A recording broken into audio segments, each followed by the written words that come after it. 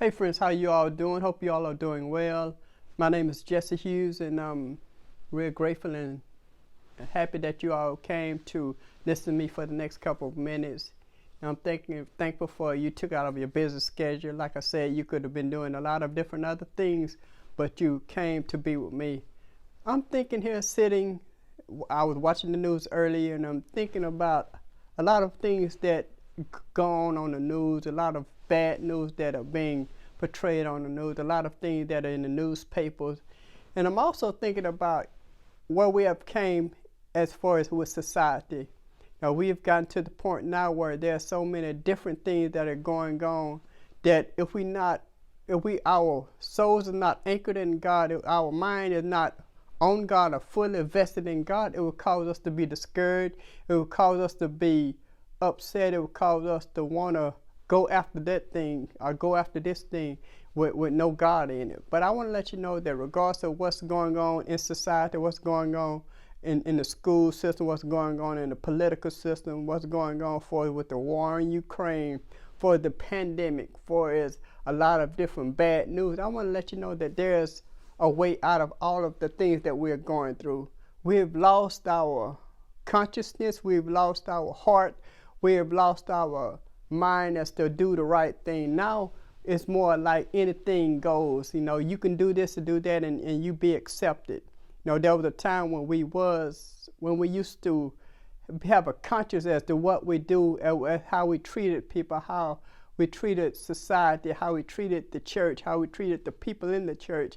But now we've gotten to the point where we don't have no more remorse, we don't have no more contriteness, we don't have no more a type of shameness in what we do. It's to the point now where anything goes. I was sitting in a particular room a couple of days ago, and this young guy was cursing and using all the vulgarity and talking bad, and I got kind of indignant, and I was finna go let him know something, but I got to the point, I said, well, I can't do that because, I don't want to make a scene. I don't want nobody to come against me. And then, I get out of character who I'm trying to portray. I'm trying to be a Christian, trying to be a respectful person. So I told to this person, I said, well, why don't you go sit in your vehicle, and when your time has come for you to go before this person or that person, I will come and get you, because I didn't want him to be subjected to all the vulgarity. And I'm sitting back and thinking, I say, our young kids have gotten to the point where they don't respect anyone. They are something to cuss. They're something to treat the parents wrong. They're something to treat the preachers wrong and treat the people wrong that's in authority. They don't have no type of respect anymore. And not only do they have no respect, their parents don't have any respect. That is why they're able to curse people out. That's why they're able to do certain things, because they see the parents doing it. They see their parents doing or acting a certain way, so they act a certain way. And I'm also thinking about it, we've gotten to the point where there's no more shame, there's no more contriteness, there's no more, oh, I'm sorry for what I've did. Let me do it better. Let me make it better. And for the Bible says in the book of Matthew, he said, because of iniquity shall abound, the love of many shall wax cold. We've gotten to the point now where there's no more love.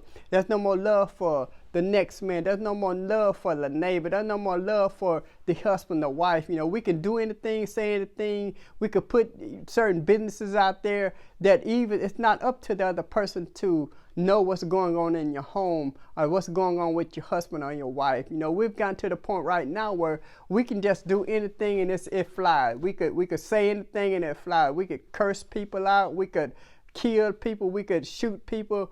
We can do whatever case, and it's no type of sense of I'm sorry.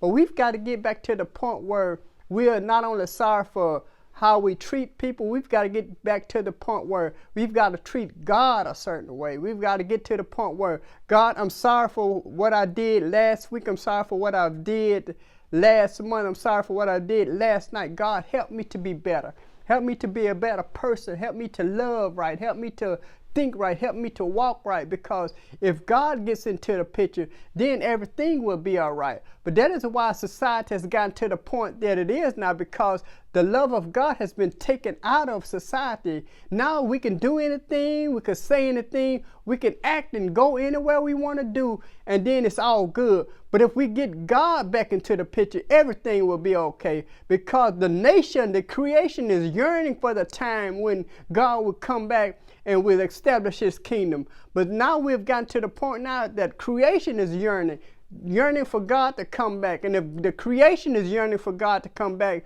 where should we be? We should be at a point in our life where, God, help me to come back to you. Help me to want to be more like you, because I know we're living in a bad time. I know we're living in a situation where everything is going helter-skelter and haywire. Everybody's doing whatever feels good and whatever pleases them. But we've got to get back to the point where, God, let you be first in my life. God, for you got to seek first the kingdom of heaven and his righteousness, and everything else will be added. We've gotten to the point where we've flipped that thing around. We're seeking everything else and then putting God last. But we've got to put God first, and then when God is in the picture, everything will be right. Our marriages will be right.